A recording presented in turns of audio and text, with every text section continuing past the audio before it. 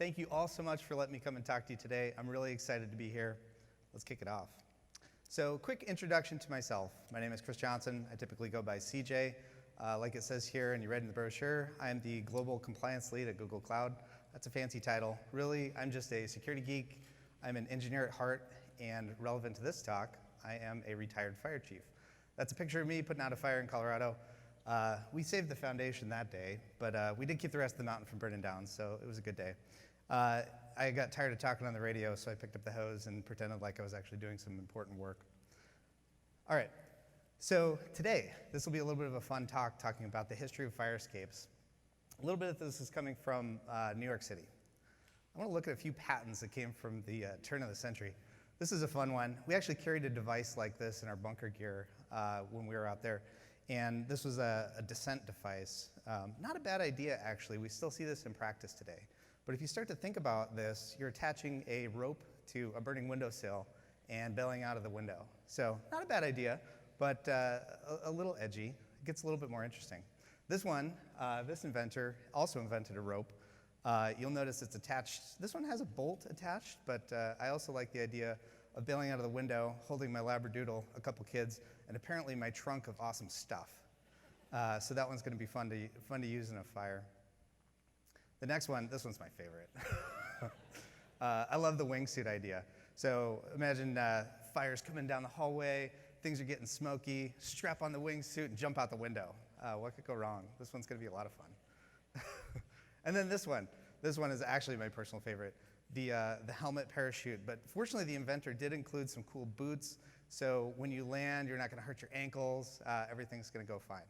So this gives you a picture of a little bit of the innovation or technology that was coming around in the late 1800s, early 1900s. And the reason we're seeing these is buildings were starting to change. The threat landscape was changing. Buildings had higher density of people living in them, different fire loads, different construction, and things were starting to change. So we saw some really creative ideas in terms of how to address this threat landscape. Now it got a little bit more impactful, a little bit more meaningful. We started to see fire escapes being attached to buildings. The fire code started to change.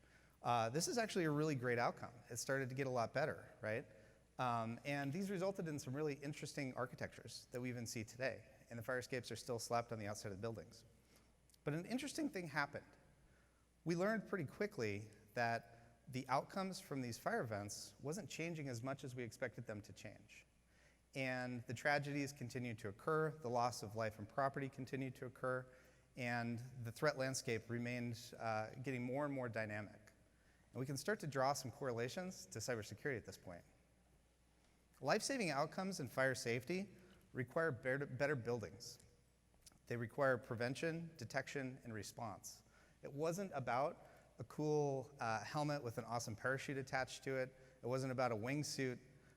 It wasn't even about a fire escape attached to the outside of a building.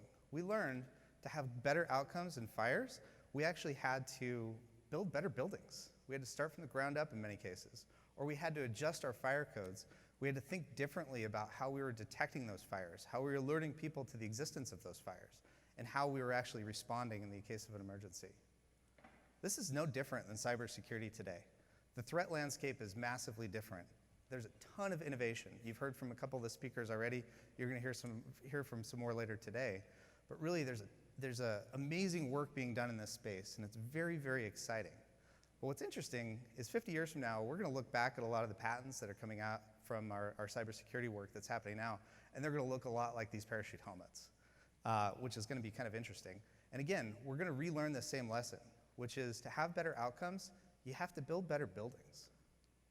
And we've learned that over a series of years at Google. I'm not going to give you a pitch on Google Cloud Security, but I will talk a little bit about what we've learned and the philosophy that we've been able to take back, and hopefully you can take back to your agencies, to your companies, or wherever you work, which is security is something that is built in, it's not bolted on. We would love to give you a new device or a new piece of software or a Band-Aid that you can attach to your network or your infrastructure to make things better, but the truth is that's not going to work. You need to take a holistic view of solving this cybersecurity problem. And think about what that means for your inter-process communication, for your employee management, for your endpoint management. You have to think about the entire infrastructure. And for us, that started all the way down at the hardware. We're building our own security chips and our own devices through the software supply chain, thinking very carefully about what it means to manage your software supply chain. Going through the storage infrastructure up through identity. Identity is a huge one. Solving the identity problem is so important, especially in FedGov. This is a significant problem that we need to work on together. Up through the network and operations. You heard about software-defined networking earlier. That's a huge part of Google's success, but also a huge part of our security posture and how we're solving the security problem at scale. And then finally up through operations. So how are you running this thing? How are you detecting these problems? How are you responding as an organization? Have you really trained on these things? Have you gone through a security event? Or have you waited until it happened to actually test these systems out? It's really important to think about this holistically through the entire stack. This is what's going to lead to better outcomes. It's not going to be one system or one device. Another thing to really think about very carefully is orienting your cybersecurity towards outcomes. This is so important. I can talk to you all day about cool technology, really neat innovation that we're doing in security. None of it matters without good outcomes. And in Google's case, this was the situation with Spectre Meltdown. If you're not familiar with it, this is the speculative execution problem that we faced about a year and a half, 2 years ago. The problem existed for probably 30 years, but it was a Google zero-day researcher, Project Zero researcher, that proved that this was an exploitable defect. We came together with our industry peers, we worked on solving the problem, and the organization came together in a very unique and special way that allowed us to look at this problem holistically through our entire network, find a solution to the problem that protected our users' information, protected our business interests, but also was able to do so with small impact on the network and infrastructure. And the story of Spectre Meltdown isn't the story of a specific defect or a specific problem. This is the story of an outcome. What happens when something goes sideways? How does your organization respond? Are you set up to be successful in the long run? Have you built a better building that allows you to make adjustments, find solutions to problems, and get those into production quickly? So what can you do? If anybody wants to work on this invention, the cloud-based parachute helmet, I'm in. Someone talk to me, we'll go work on that. But in all seriousness, you have a new opportunity right now. You are building new buildings right now. You're moving your infrastructure and your workloads to the cloud, which is great. That needs to be done. That's the right thing to do. But you're at the point in each of your organization's histories where you're actually building new buildings. So you have the chance to do things right.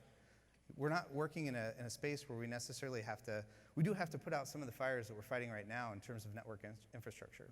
We do have hybrid and on-prem environments that we need to work through.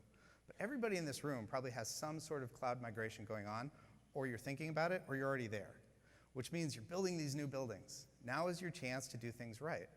Think about cloud in that context. Think about the fact that you have the opportunity to build a new secure infrastructure from the ground up. This isn't something that comes along very often, right?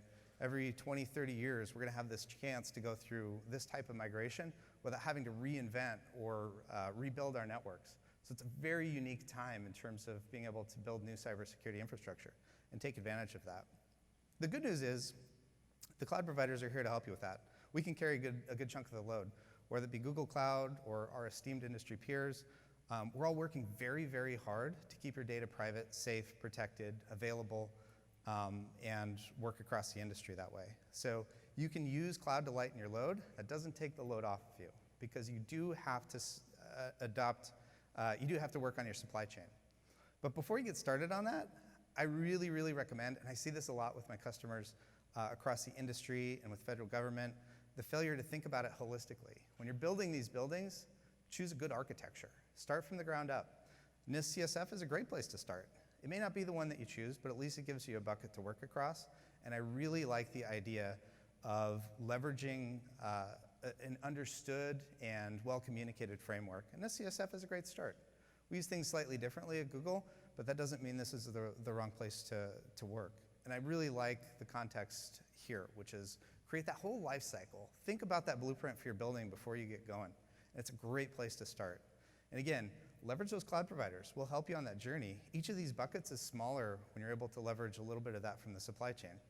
That does not mean you should not look at your entire supply chain. At Google, there's a couple things that I'll leave you with. And if you haven't come across it yet, it's very buzzwordy, which is the zero trust networking concept. And there's a couple white papers that I would recommend taking a look at. One of those is the Beyond Corp white paper. I think there's 5 white papers. Feel free to Google it. You can download the white papers.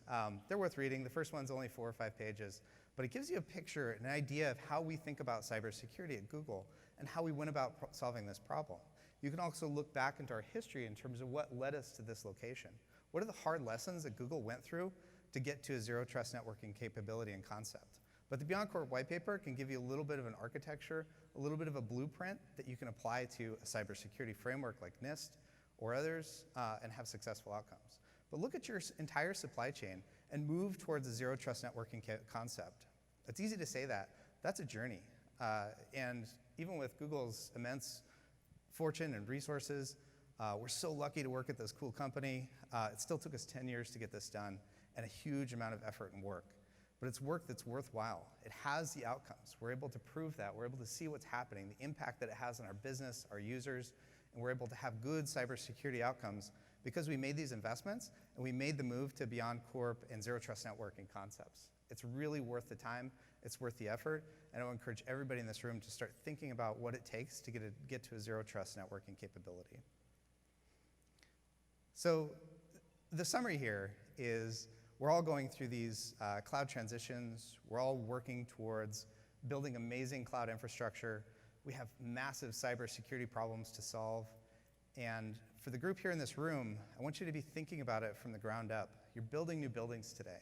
Build them safer, build them stronger, have better systems in place to deal with cybersecurity. It's an opportunity that you have right now to do it right. But don't attach fire escapes. And this is going to be a strong temptation, right? You're going to be looking at your cybersecurity problem and think that, if I buy this product or if I use this solution, I'm going to solve my cybersecurity problem. And that's simply not the case. You have to think more broadly in terms of this cybersecurity problem and how you're going to approach that with a combination of technology, policies and procedures, approach, teams, testing, response. There's a lot more that has to go into it than just buying a new cybersecurity product. Because trust me, if that were going to work, we would do that right now. We would love to give you that magic bullet that would solve your security problem.